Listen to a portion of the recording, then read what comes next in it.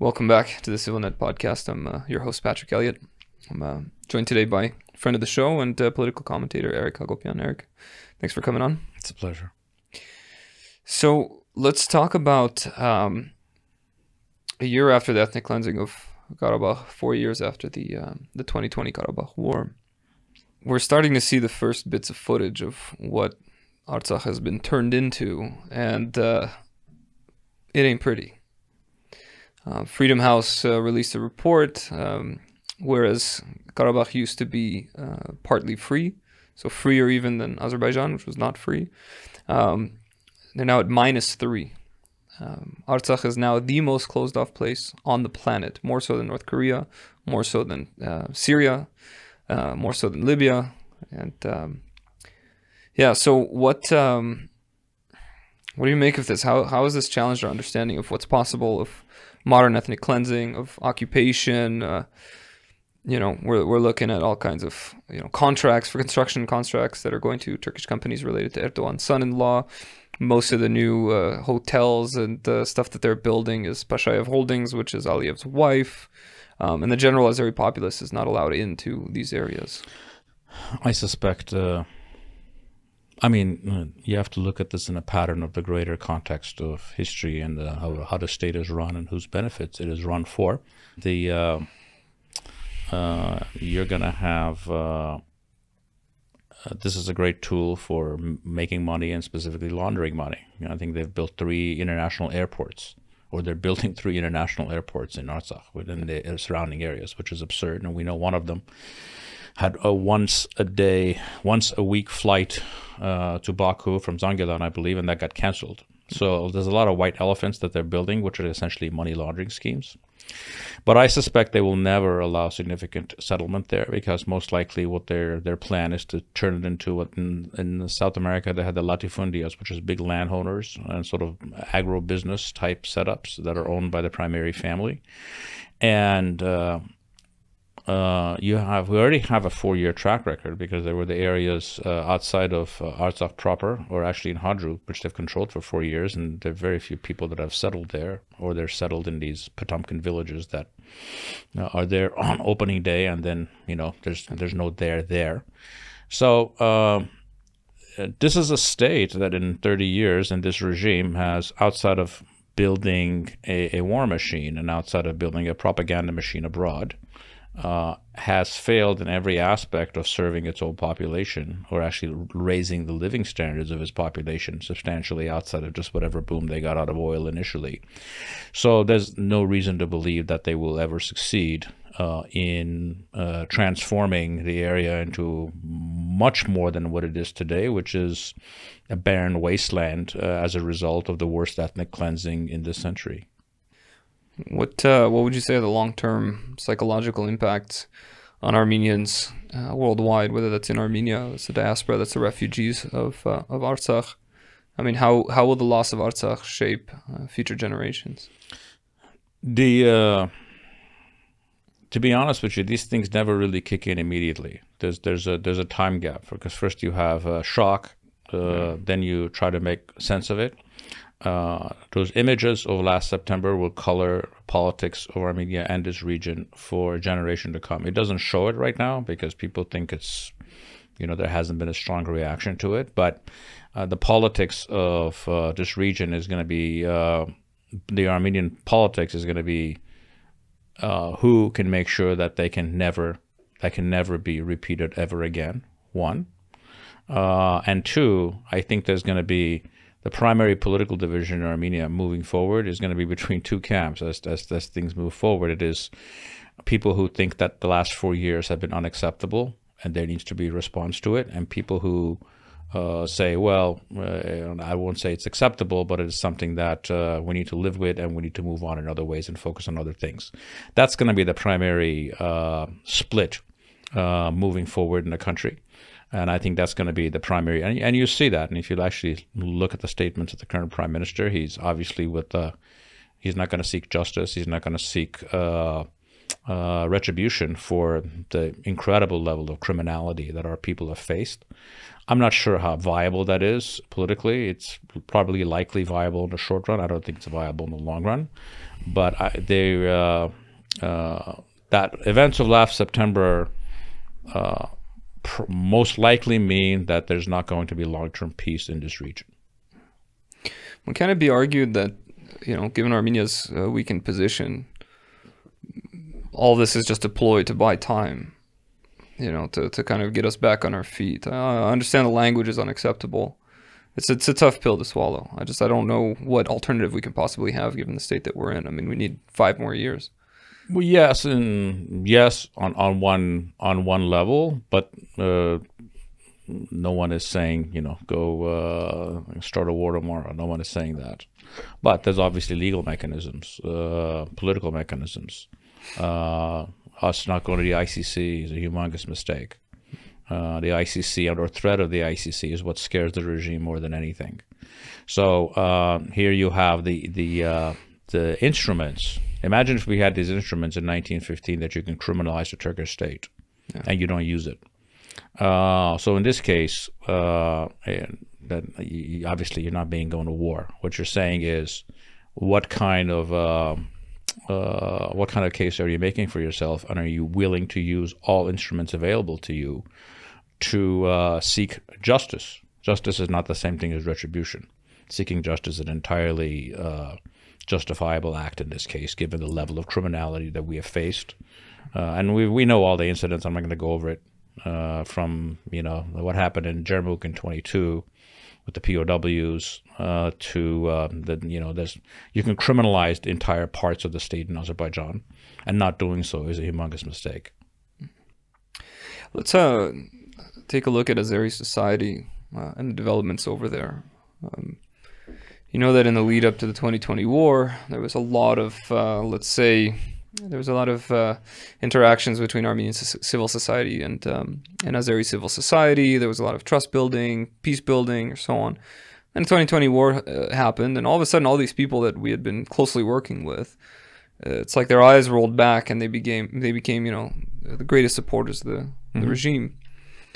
And there seemed to have been this kind of idea that if only they can get Karabakh back, then they'll get democracy and prosperity, and the oil money will rain down, and everyone can buy themselves a new house and Mercedes and whatever. But the opposite seems to be happening. You have Aliyev who's cracking down on civil society voices, on opposition, on independent media. They're actually ranking less free. They're now 1 point below Taliban-run Afghanistan in the Freedom House Index, and you can see Aliyev. It's something that you yourself have kind of accurately predicted in the last couple of years, that Aliyev is positioning himself more like a Central Asian dictator than a European, somewhat despot authoritarian. What's your take on the direction that Azeri society is heading in? It is centralized. It's becoming a completely Central Asian country. In fact, it's if you look at it, the political structures, it's not even post-Soviet. It's really what they've created is a 9th century sultanate. Soviet system had structures, and it was not a family-run business. And post-Soviet systems, actually, if you look at most of the countries, there's actually more flexibility. Everything is not a royal family that runs it, not at least everywhere. First of all, none of this is a surprise. Those interactions, frankly, before the war, I was never part of any of them, but they were never, frankly, that serious, and they were with very marginal people in Azerbaijan that did not hold any power. So I never knew what those things really meant. They didn't mean much then, and they don't mean much now. But for them, it should be absolutely no surprise, is because when they look back 20, 30 years from now, the worst thing that happened for them internally is to win the war, because a defeat in the war would have almost certainly led to the fall of the regime, and would have led to the fall of the regime at a time frame that was most useful, which is the last 10 years of oil. Now you have a regime that has no capacity to build an alternative economy. You have no capacity to build a modern state, or at least a democratic one, or a modern economy that's going to ride out the last of the oil years. And afterwards, whatever post-fall regime comes, it's going to be they won't have anything to work with. So those people who thought that there'll be liberation after the ethnic cleansing of Artsakh, well, it tells you how naive they are. Just imagine that act, that you actually ethnically cleanse another population. Do you really think that state is going to turn around and give you political freedoms at home? A state that's capable of that is not a state that is capable of being normalized in any political way. Yeah, let's go a little bit deeper. I'm curious about a lot of the propaganda that's coming out of Azerbaijan. I mean, you have, of course, we mentioned the Potemkin villages. You have these. Actually, in the lead up to COP29, right? Azerbaijan announced that Karabakh will be their green incubator. It's going to be the most energy efficient part, and this and that. And they're building hydroelectric dams here and there, and so they built up quite a few of these villages. Many of them were Armenian built, like recently renovated as well. You know, you had a couple in Lachin that they literally just changed some of the signs, and they're like, "Here we go. This is we built this." But you also have these famous cases where you had all the journalists come, and supposedly Israeli smart technology was put with the lighting and the water and so on. And then as soon as the cameras left, people were complaining the water quality was weird, the water was brown, the houses were falling apart, there were no jobs, and people started to gradually leave. I mean, I'm wondering, like, what's the intention? Why not just bring people to live there? Why not build something sustainable and legitimate instead of, you know, is this geared to the international community? I can't imagine anybody inside Azerbaijan thinking it's a good idea. Okay, let's go back in human history. When people leave the farm, unless they're hippies, they never go back. There's no, let's take the people that lived in the outlying areas of Artsakh that were technically part of Azerbaijan. When they left and they went to Baku from Zangelan and places like that, do you think anybody that moves from a village to a big city is going to come back to a barren village to become a farmer again? It's just not going to happen. So these resettlement things are just fantasy, and they're not just fantasy there, they're fantasy anywhere. You're not, you need to build viable cities and not necessarily viable. No one's going to go back to the farm, especially in a country where agriculture is the road to poverty. So I suspect in the long run, it's going to be a great subsidy suck where they have to essentially pay people to live there. And it's not going to be something that is, there's nothing organic about it. And there was no reason for anyone to move there based on the infrastructure that's there, that they're building. Frankly, the reality is that the infrastructure that we left there is far superior to the infrastructure of most of Azerbaijan outside of Baku. You look at the schools in Artsakh compared to the school in their villages, and the schools in the villages might as well be in the poorest parts of the world, the quality of them compared to what we had. So we've actually gifted them, you know, probably billions of dollars in infrastructure that is far superior to what they have or what they've built outside of the few blocks of Baku. So in the long run, again, the state, you have to have a state that has the capacity to serve people or work in the people's interest in order to do settlements like this. And that's not a state that has that capacity, and it's not likely to develop it. And I don't think they really care, to be honest. Yeah, that's the other question, right? Is how much. I mean, that one thing that's distinctly interesting is that there are no war heroes on their side. Mm-hmm. You know, and even though we suffered defeat, we have heroes. We know their names. There's graffiti of them all over Yerevan. I've been to the artilleryman Albert's gravesite to put flowers. Like, we know these people, right? And there's, from the Azeri side, there's nothing, which is very, very interesting to note. And on top of that, there's they have a high suicide rate for veterans, but the way in which they go about it, because we also have suicide amongst our veterans, but as far as we know, it's nowhere near as high as theirs. And them, it's through self-immolation. Mm-hmm. Which is very unique. It's you have veterans, combat veterans, who are setting themselves on fire in downtown Baku to protest their treatment by the state. What's your assessment on this situation? I mean, you would think that being the winning side, there's more confidence, there's more, you know, more pride in what they've supposedly achieved. Everybody that fought for their side, that you're not part of the ruling elite, was a sucker. And it's all over their social media. It's being spread around that this is what's happening. I think the statistic was if you died as a veteran in Azerbaijan, you'll get your family gets 10 times less money than a Russian veteran, and I think 3 or 4 times less money than an Armenian veteran. Wow. So, and this is supposed to be some oil-rich country. So it's not surprising. Anybody who died wasted their life for an evil cause. And as far as I'm concerned, it's that old Roman saying, caveat emptor. Anybody who's lived in that country under that regime should have known what the intentions of that war was, and it was not to serve the people or take care of your veterans.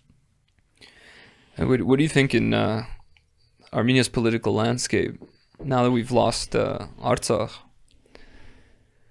When you mentioned earlier you're starting to see these kinds of forces take shape, but are we seeing any new political movements that are shaping around, ideally, right, moving westward, continuing on this pivot, decoupling from Russia, while at the same time advocating for the rights of Artsakh and strengthening the state? Because all we're seeing lately, at least in a loud way, is you're seeing the former regime people just co-opting any kind of movement, any kind of protest, even the smallest ones, as simple as, border demarcation in 4 villages in Davush that became an ultimatum to overthrow the prime minister. What are we seeing? Are we going to keep being stuck in the same freaking time loop of Nikol Heratsir over and over, or is there some new evolution going on? Well, it's hard to say until it happens, but I'm hoping, and you see some of the outlines of some kind of an alternative, but I think that we have to be very clear. The political alternative was the famous third way that the third force that we've talked about since 21, but never seems to develop. Well, we have, to be fair, we have the beginnings of some pro-Western coalition. They're the ones who are calling for a referendum on joining the EU. They seem to be a single-issue coalition, which is just go West, just faster than the current administration. But who knows? Maybe that's going to evolve into something a little bit more serious. The thing is, first of all, the elections are a year and a half away from now. And I'm almost certain that when before the elections come, there's going to be a particular faction, which you already see the outlines of some of it. I don't want to go into names, but we know some of the names. Some people specifically out of the IT sector I can see being involved with this, in which they will run as a reformist, pro-Western faction. And that they will be, again, to be viable in Armenia in today's environment, you have to be for continued economic growth and whatever has led us to this point. Generally pro-Western, generally critical of Russia, and have no ties to the old regime. If you have that combination, then there's a market for you. Because if you look at polling in the electorate, this government has roughly about a third of the country, but it also has 2/3 of the country that's looking for an alternative, and within that 2/3, half of them, the 1/3 of the total, hates them. So there is a base, but you need to have those qualifiers, and it's not going to be out of any of the current forces that we see right now. Wouldn't the danger then become kind of similar to Georgia, where you have, we're not former regime, but we're also not with these guys, and then secretly things start to backslide, and that's kind of the fear, right? Is that the Russians will find a backdoor eventually. Very likely, but the issue is, do they find a backdoor? There's a big difference between a backdoor when your per capita income is 9,000 and a backdoor when your per capita income is close to 15 or 16. There's a big difference between you've had 3 or 4 clean elections, or you had 1 or 2. It's a question of how much has the systems of change been in place. Then that the Russian play becomes far more manipulative in nature. It's like the way they interfere with Western elections, where you try to push someone and it is not Slovakia, Bulgaria, Serbia. Yeah, it's not the same thing as backing a faction that you control entirely. In fact, if you look at the Russian state, they've actually learned that actually doesn't work, because in every place that they've been heavy-handed, that's actually failed. But the problem for the Russian state in the context of Armenia is that the people that they're associated with are not simply competent enough to pull off any kind of a regime change. That's their biggest problem. It's not their intentions. You already know my dislike of large supranational organizations, but regardless, what's your opinion when I say the term international community or international law, especially now that we're on the tail end of the second Armenian genocide in our lifetime and the complete ethnic cleansing of a place that Armenians have lived for 3,000 years? We have to understand that international law is it has a gradiated system. The richer, wider you are on top, the opposite, the more you are on the bottom. We're somewhere above Africans and poor Muslims, but we're way below Balkan Muslims, for example. So it essentially means nothing. If your human rights or your international rights are enforceable by your capacity to defend yourself, and not much more than that. Now, this does not mean that you do not instrumentalize all of the vehicles and all of the rules that this quote-unquote international community produces to make your case from a public relations perspective. But in reality, until we become a much more affluent country and have the ability to defend ourselves and actually impose our case onto the world, those rights are quite variable and they do not apply to human beings equally. And we just need to know that and move forward with it. Yeah, if only we had the foresight to figure that out 30 years ago and not waste any time becoming that affluent, strong country instead of pretending to be. But hindsight is 20/20, right? So look, let's close on a little bit of a predictive question. But given the way that the world is going now, we're moving towards multipolarity. You have conflicts springing up, state-on-state conflicts for the first time since the fall of the Soviet Union.